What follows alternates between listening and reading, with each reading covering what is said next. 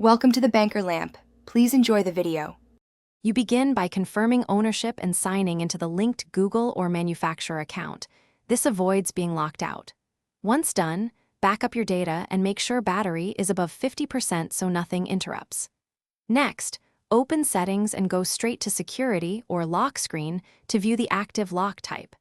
Make sure Device Administrator apps are disabled, otherwise you cannot remove the lock. These steps prepare the device so you can safely remove the password without losing access.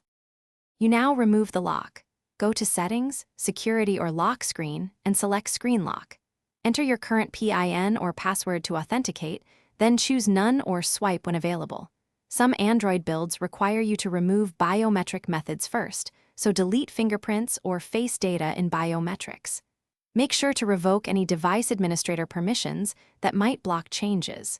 If a work profile or corporate policy manages the lock, sign out or remove the account.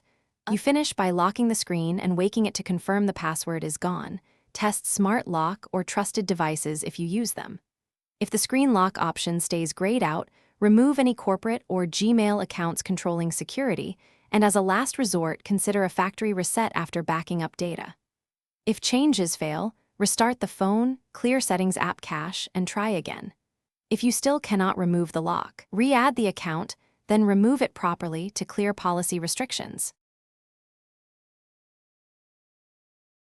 Thanks for watching. If this was helpful, leave a like and consider subscribing. See you next time.